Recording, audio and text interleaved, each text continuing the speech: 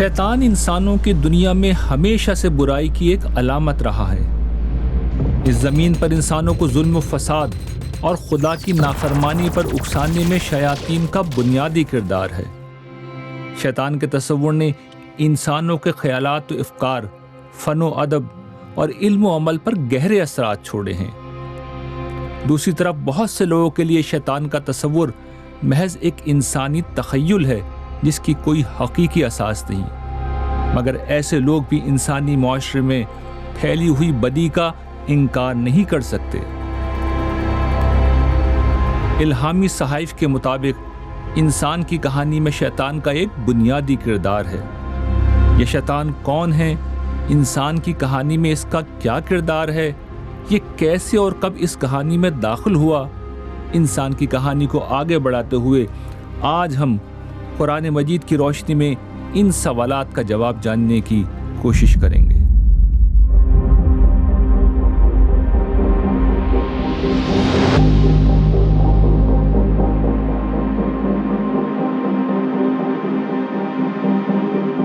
इंसान की कहानी में हम देख चुके हैं कि मुख्तलिफ तख्लीकी मराहिल से गुजार कर अल्लाह ताला ने हज़रत आदम अलैहिस्सलाम की शक्ल में इस ज़मीन पर एक ऐसा इंसान पैदा कर दिया था जो हर पहलू से उनके बर्पा करदा इम्तिहान में उतरने के काबिल था।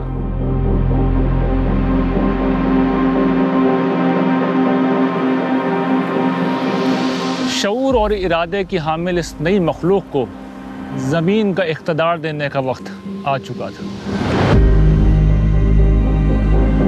इसके अमली इजहार के लिए फरिश्तों को हुक्म दिया गया कि वह आदम अलैहिस्सलाम को सजदा करें। ये सजदा इबादत का नहीं बल्कि ताज़ीम का था।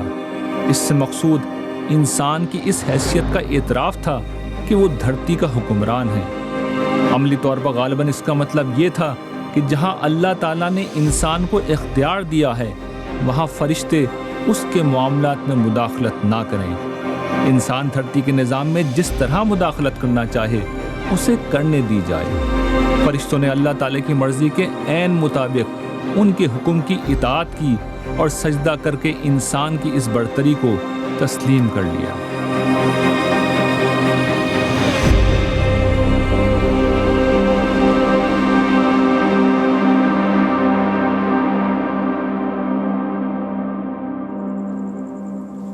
हम अपनी आँखों की मदद से बहुत से हक़ाइक़ जैसे जिस्म के अंदर मौजूद हड्डियों को नहीं देख सकते।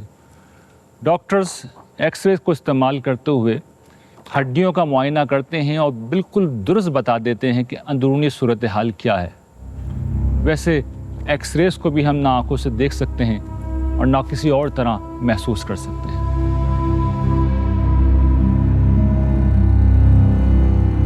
एक्सरेस की मिसाल से ये समझा जा सकता है कि महज इस बुनियाद पर कि कोई चीज़ आंखों से नज़र नहीं आती उसके मुताल्लिक़ ये दावा नहीं किया जा सकता कि वो मौजूद नहीं है। यही मामला फरिश्तों का भी है और जिन्नात का भी, जिन पर आज हम तफसील के साथ बात करेंगे।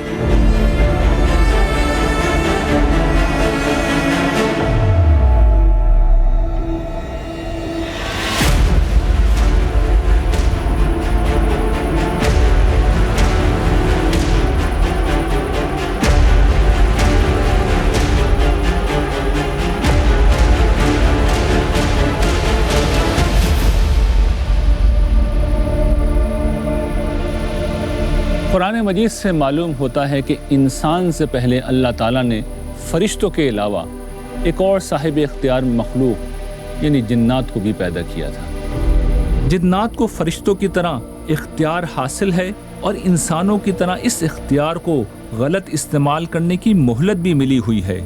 खुदा की नाफरमानी करने की सूरत में उनकी फौरी पकड़ नहीं होती क्योंकि वो इंसानों की तरह इम्तिहान की हालत में हैं। अगर वो इस इम्तिहानी वक्फे में खुदा की फरमा बरदारी करेंगे तो आखिरत में जन्नत की नेमत भरी दुनिया के हकदार होंगे। नाफरमानी करेंगे तो जहन्नुम में सज़ा पाएंगे। कुरान मजीद की सूरतुल हिज्र के मुताबिक जिन्नात को आग या बाल्फाज़ दीगर तवानाई से पैदा किया गया था। अपनी इस साख्त की बिना पर जिन्नात इंसान से एक बरतर मखलूक हैं जिनकी पहुँच ज़मीन से आसमान तक है। قرآن مجید کی سورہ جن میں جنوں کی زبانی اس بات کو اس طرح بیان کیا گیا ہے، اور یہ بھی کہ ہم نے آسمان کو ٹٹولا تو دیکھا کہ وہ سخت پہرے داروں سے پٹا پڑا ہے اور اس میں شہابوں کی بارش ہو رہی ہے، اور یہ بھی کہ ہم پہلے اس کے ٹھکانوں میں سننے کے لیے جا بیٹھا کرتے تھے، مگر ہم نے دیکھا کہ اب جو سننے کی کوشش کرتا ہے اپنے لیے گھات میں ایک انگارہ پاتا ہے۔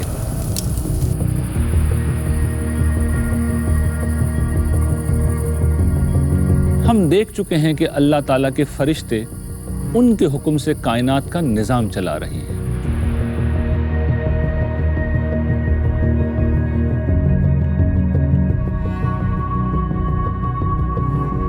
اللہ تعالیٰ جب کوئی فیصلہ صادر کرتے ہیں تو سب سے پہلے وہ حاملین عرش کو دیا جاتا ہے۔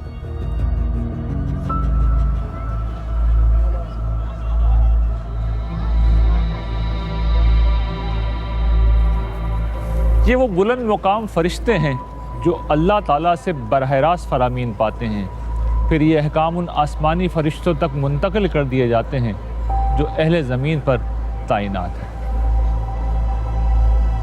یہ فرشتے وقت آنے پر اہل زمین سے متعلق ہر فیصلہ جیسے کسی کی زندگی موت وغیرہ کو نافذ کر دیتے ہیں۔ فرشتوں کی یہ غیبی دنیا جنات سے اس طرح پوشیدہ نہیں جس طرح انسانوں سے مکمل طور پر پوشیدہ ہے، اس لیے وہ آسمان کے فرشتوں کی گفتگو سے کچھ سنگن لینے کی کوشش کرتے ہیں۔ ان جنوں کو بھگانے کے لیے ان شہاب ثاقب کو استعمال کیا جاتا ہے جن کی بارش عام حالات میں بھی آسمان پر مسلسل جاری رہتی ہے۔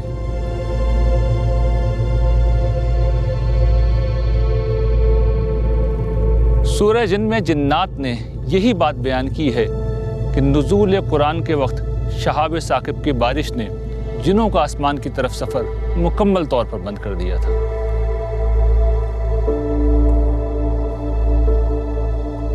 اس غیر معمولی انتظام کی بنا پر جنوں کو اندازہ ہو گیا تھا کہ اہل زمین سے متعلق کوئی بہت اہم فیصلہ نازل ہو رہا ہے۔ آسمان کے سخت حفاظتی انتظامات کی وجہ سے وہاں ان کا راستہ بند ہوا تو وہ اس غیر معمولی صورتحال کا سبب تلاش کرنے کے لیے زمین کی طرف نکل کھڑے ہوئے۔ جنوں کے ایسے ہی کسی گروہ نے ایک موقع پر حضور نبی کریم صلی اللہ علیہ وسلم کو قرآن مجید پڑھتے ہوئے سنا تو انہیں معلوم ہو گیا کہ یہی وہ اہم خدائی فیصلہ تھا جس کی وجہ سے آسمان کے راستوں کو فرشتوں نے بند کر دیا تھا۔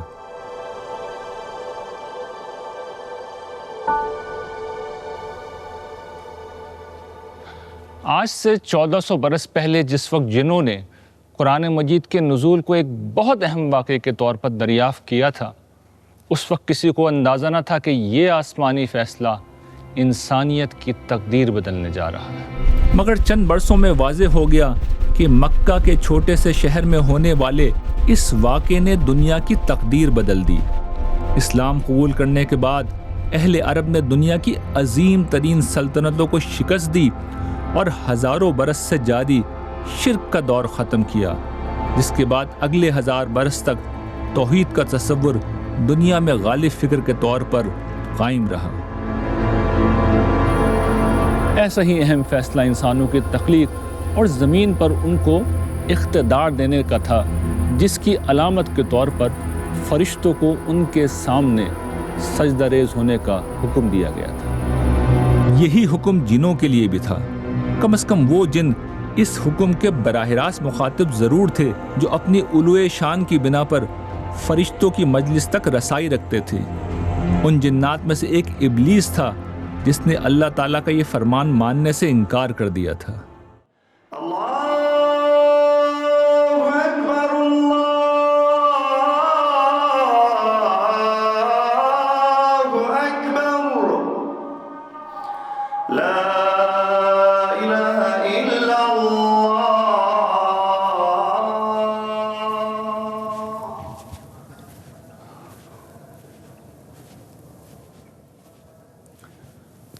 عام طور پر یہ غلط فہمی پائی جاتی ہے کہ ابلیس فرشتوں میں سے تھا۔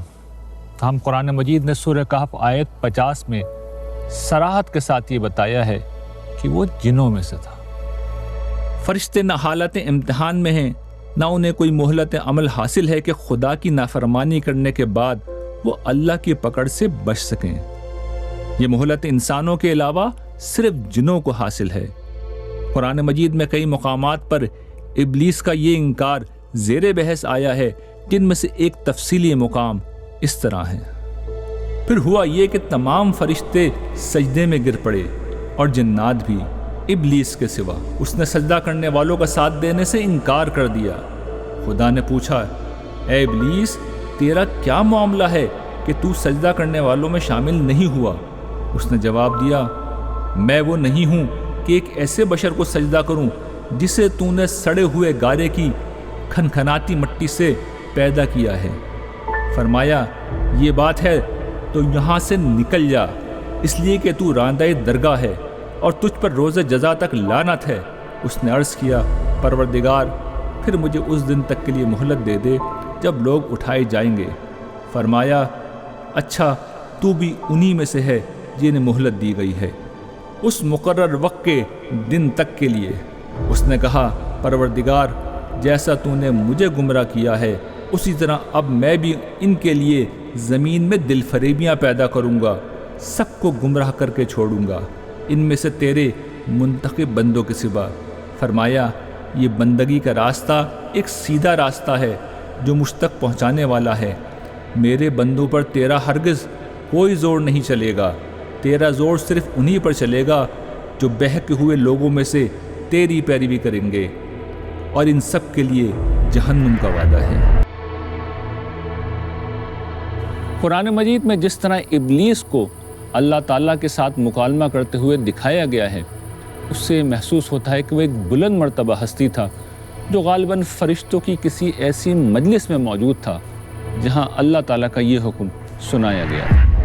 اپنے اس مقام بلند کی بنا پر اس کے اندر اپنی بڑائی کا زوم پیدا ہوا اور اسے مٹی سے بنائے گئے آدم اپنے سے بہت کم تر دکھائی دیے۔ اس نے آدم علیہ السلام کے سامنے سجدے سے انکار کرتے ہوئے اللہ تعالیٰ کے حکم کی نافرمانی کی۔ نتیجتاً وہ اپنے مقام بلند سے راندہ درگاہ ہوا اور مقربین سے نکل کر منکرین کے گروہ میں شامل ہو گیا۔ جس کے بعد شیطان نے اللہ تعالیٰ سے درخواست کی کہ اسے قیامت تک مہلت دی جائے۔ یہ مہلت شیطان نے انسانوں کو گمراہ کرنے کے اپنے مشن کے لیے مانگی تھی، تاکہ وہ ثابت کر سکے کہ انسان ایک ناشکری مخلوق ہے۔ شیطان کی درخواست پر اس کو یہ مہلت دے دی گئی اور ساتھ میں اس پر لعنت کر کے ہمیشہ کے لیے خدا کی رحمت سے محروم کر دیا گیا۔ بدقسمتی سے انسانوں کی اکثریت نے خدا کے ساتھ دوسروں کو شریک کر کے، اس کا انکار کر کے اور اس کی نافرمانی کر کے یہ ثابت کر دیا کہ انسانوں کے بارے میں شیطان کی رائے بالکل درست تھی۔ اسی مکالمے میں شیطان نے اپنا طریقہ واردات بھی بیان کیا ہے۔ شیطان کا طریقہ واردات یہ بیان ہوا ہے کہ وہ دنیا کی فانی زندگی جو دراصل عرصہ امتحان ہے اسے انسانوں کے لیے اصل مقصود بنا دے گا۔ نتیجہ یہ ہوگا کہ لوگ آخرت کو بھول جائیں گے۔ ابلیس کو قرآن مجید میں شیطان بھی کہا گیا ہے۔ شیطان ابلیس کا نام نہیں بلکہ سرکشی کا وہ وصف ہے جو ابلیس میں آخری درجے میں پایا جاتا تھا۔ اسی مفہوم کا ایک دوسرا نام یعنی طاغوت بھی قرآن مجید میں استعمال کیا ہے۔ اس کا مطلب یہی سرکشی اور اپنی بڑائی کا زوم ہے۔ یہ وصف دیگر جنوں اور انسانوں میں بھی پایا جا سکتا ہے، اور قرآن مجید نے اسی مناسبت سے انہیں شیاطین کے نام سے موسوم کیا ہے۔ شیطان اللہ تعالیٰ کے بالمقابل برائی کا کوئی خدا ہرگز نہیں ہے۔ شیطان ہر وہ شخص ہے جو اختیار پا کر خدا کے مقابلے میں سرکش ہو جاتا ہے۔ قرآن سے معلوم ہوتا ہے کہ جو مہلت ابلیس نے مانگی، یعنی خدا کی بندگی اور اعلیٰ اخلاقی رویے پر مبنی صراط مستقیم سے انسانوں کو گمراہ کرنے کے مشن کی مہلت، وہ ابلیس کے نقش قدم پر چلنے والی اس کی اولاد اور اس کے قبیلے یعنی اس کے پیروں اور ساتھیوں کو بھی دی گئی۔ یہ لوگ جنوں میں سے بھی ہوتے ہیں اور انسانوں میں سے بھی۔ ان کا کام انسانوں کو گمراہ کرنا ہوتا ہے۔ شیاطین جن انسان کے دل میں برائی کے خیالات ڈال کر اس کی خواہشات اور جذبات کو بے لگام کرتے ہیں، یہی وسوسہ انگیزی ان کا طریقہ واردات ہے۔ یا پھر وسوسہ انگیزی کر کے مفادات کے لیے ظلم اور حق تلفی پر آمادہ کرتے ہیں۔ انسانوں میں سے کچھ لوگ ہوتے ہیں جو شیطان کے مشن کو اپنے مفادات اور خواہشات کی وجہ سے مستقل طور پر اختیار کر لیتے ہیں۔ ان کے باطل نظریات اور خود ساختہ توجیہات ان کے ضمیر کو مردہ اور فطرت کو مس کر دیتی ہیں۔ اس طرح یہ لوگ خود شیطان بن جاتے ہیں۔ انسان ہمیشہ سے خوبصورتی کا اسیر رہا ہے، مگر حقیقت اکثر و بیشتر خوبصورت نہیں ہوتی۔ چنانچہ زیب و زینت، میک اپ اور تزئین کے عمل سے خوبصورتی پیدا کی جاتی ہے۔ شیطان بھی انسان کی اس کمزوری سے اچھی طرح واقف ہے۔ وہ جانتا ہے کہ انسان کی فطرت برائی کو قبول نہیں کرتی، چنانچہ وہ برائی کی ہر قسم کو خوبصورت بنا کر انسان کو دکھاتا ہے۔ اس کی ایک نمایاں مثال عریانی اور فحاشی ہے، جسے انسانی عرف نے کبھی قبول عام نہیں بخشا، مگر جدید دنیا میں آج آزادی کے نام پر اسے قبول کر لیا گیا ہے۔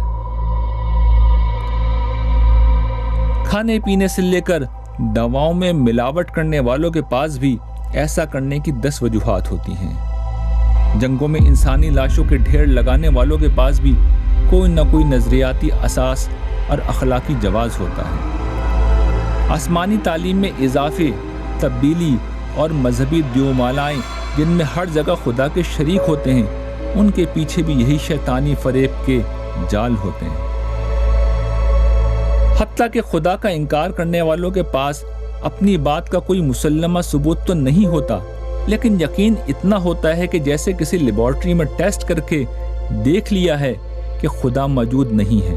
یہ بھی شیطان کے فراہم کیے ہوئے لایعنی دلائل کی بنیاد پر ہوتا ہے۔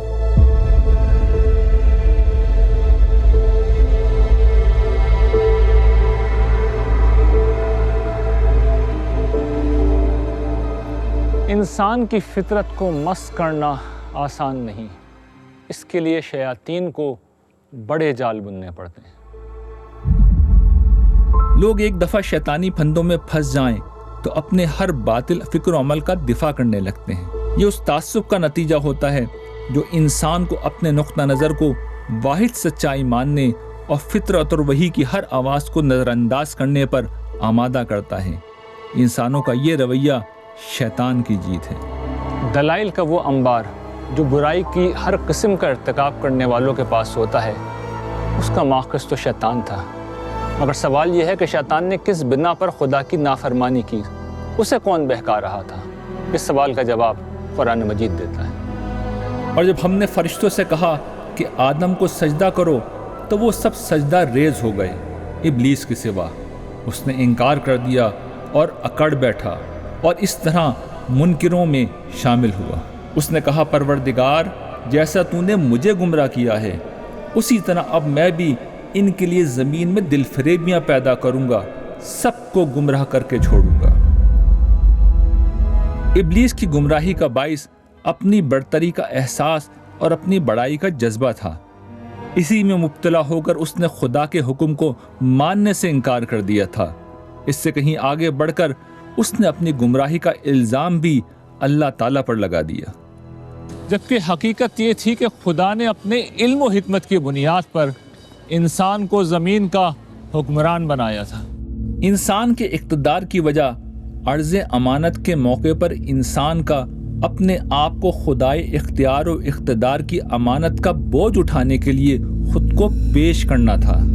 ابلیس اگر سوال کرتا تو اسے بھی فرشتوں کی طرح سمجھا دیا جاتا، مگر اس نے سوال کرنے کے بجائے اپنے تکبر کو دلیل کے قالب میں چھپانے کی کوشش کی۔ لیکن سامنے خدا تھا جو ابلیس کے دل کا حال جانتا تھا کہ اصل مسئلہ اس کا تکبر ہے۔ اس لیے اس نے انسان کو یہ مقام دینے کی وجہ بیان کرنے کے بجائے ابلیس اور اس کے نقش قدم پر چلنے والوں کو جہنم کی سزا سنا دی۔ ہم انسان آج کے دن تک یہی کرتے رہے ہیں۔ ہمارے بیشتر جھگڑے انا اور بڑائی کے احساس سے پیدا ہوتے ہیں۔ ہم سامنے والے کا اعتراف نہیں کرتے، ہم حسد کرتے ہیں، ہم دوسروں کی خامیاں نکالتے ہیں، ان کے عیب ڈھونڈتے ہیں، ہم واضح سچائی کا انکار کر دیتے ہیں، ہم اپنی ہر برائی اور کمزوری پر پردہ ڈالنے کے لیے خوبصورت الفاظ کا سہارا لیتے ہیں، ہم دوسروں پر الزام و بہتان لگاتے ہیں۔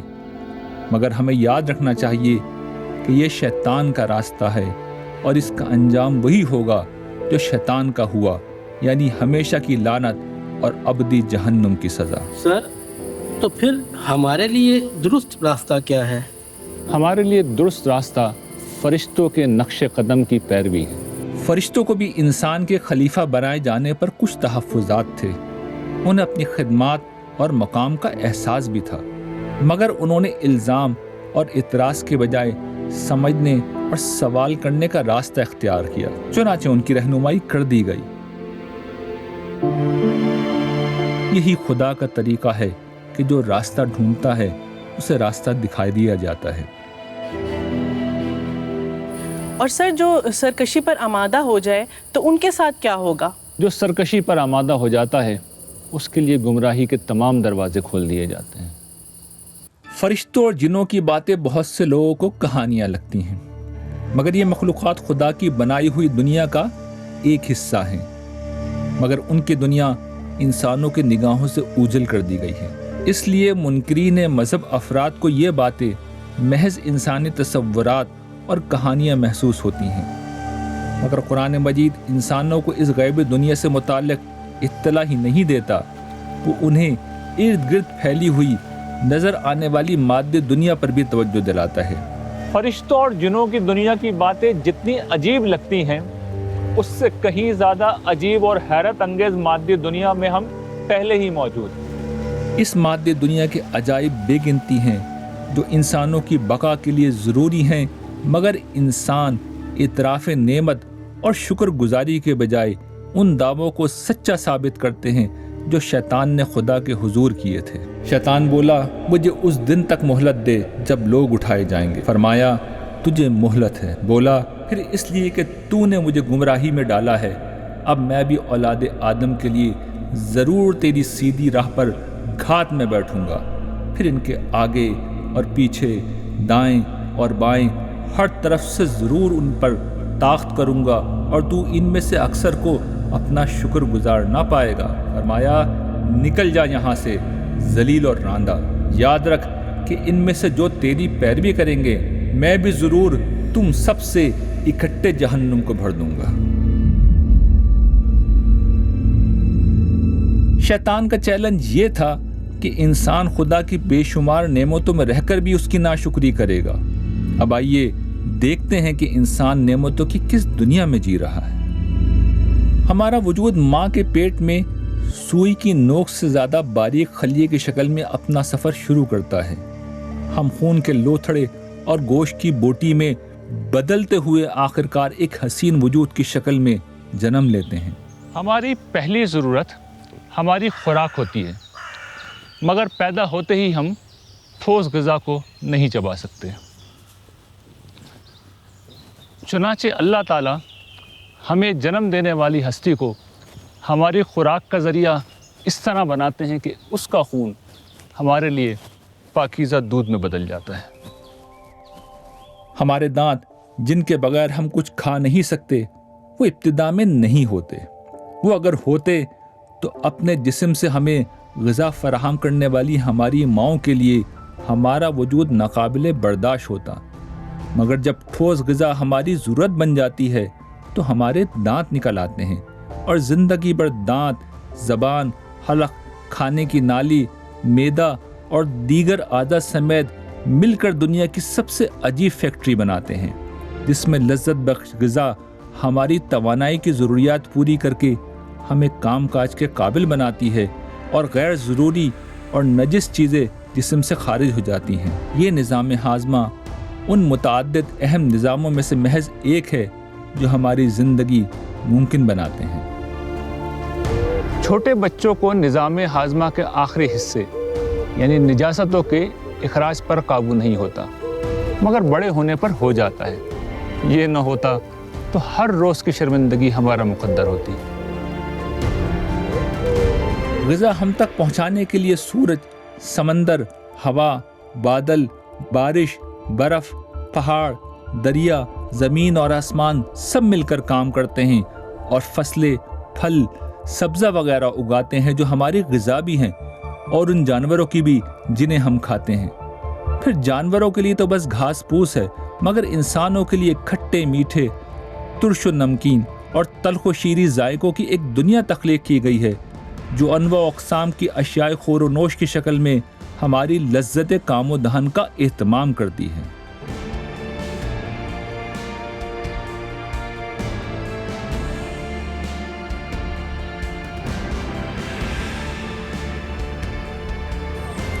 हम जवान होते हैं तो हमारे जिस्म में खुद ब खुद कुछ तब्दीलियाँ आती हैं और हम सिन्फ मुखालिफ के साथ मिलकर अपनी नस्ल बढ़ाने के काबिल हो जाते हैं।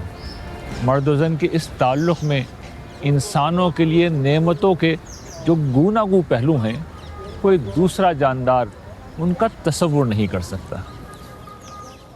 हमारे सोने के लिए पुरसुकून रातें, काम के लिए रोशन दिन, ज़मीन का बिछोना, आसमान की छत, चमकता चाँद, रोशन सूरज, खुश्की और तरी की सवारियाँ, पहाड़ी और मैदानी रास्ते, गरज ज़िंदगी की बका और तहफ़्फ़ुज़ के अनगिनत असबाब रबूबियत हैं जो हमारा वजूद इस धरती पर बाकी रखे हुए हैं। ये सब कुछ एक ऐसी कातिल कायनात में हो रहा है जहाँ हर जगह फितरत की ताकतें ज़िंदगी का नामो निशान मिटा देने के मिशन पर मामूर हैं। ये सारे मुआज़ात और सारी मेहरबानियाँ तख्लीक करने वाला तन्हा एक खुदा है। उसकी नेमतें पाकर उसी की नाशुक्री करने का रवैया अख्तियार करना शैतान के उस दावे को सच कर दिखाना है जो उसने खुदा के हुजूर किया था कि इंसानों की अक्सरियत शुक्रगुजार नहीं होगी। फिर क्या जो पैदा करता है वो उनके बराबर हो जाएगा जो कुछ पैदा नहीं करते? तो क्या तुम समझते नहीं हो? अगर तुम अल्लाह की नेमतों को गिनना चाहो तो उन्हें गिन नहीं सकोगे, इस पर भी नाशुक्री करते हो। हकीकत ये है कि अल्लाह बड़ा ही बख्शने वाला है, उसकी शफ़क़त अबदी है। इस कातिल कायनात में ये कुरा ज़मीं हवा के एक समंदर में घिरा हुआ है जिसे कुरा फ़ज़ाई कहते हैं। हम इस समंदर की तह में रहने वाली मछलियाँ हैं। हमारे इर्द गिर्द नेमतों की एक दुनिया है जिसे हम नज़रअंदाज करके जीते हैं। हम इत्तफ़ाक़ और खुशकिस्मती जैसे लायानी अल्फाज बोलकर इस नेमत भरी हैरत अंगेज़ दुनिया की ऐसी तौजी करते हैं जो अक़ल कबूल करती है और ना इंसानी ज़मीर।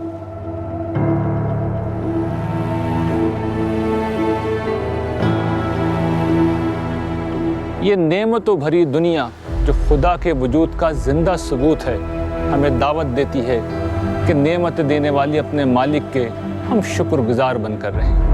इस दुनिया में इंसान का ये इम्तिहान लिया जा रहा है कि कौन नज़र आने वाली नेमतों के जलवे में पोशीदा खुदा को दरियाफ़्त करके उसके सामने सर बसजूद होता है।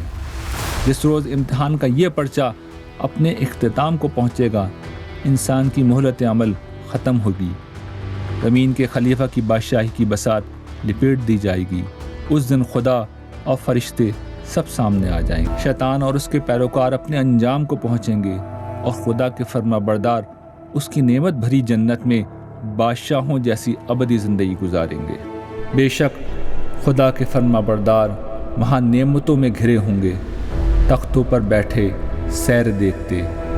इनकी इस ऐश की ताजगी तुम इनके चेहरों पर देखोगे। सुना है अभी वहीं मेरे इंतजार में है, सुना है अभी वहीं मेरे इंतजार में है, जहाँ से तूने कहा था मुझे यहाँ से निकल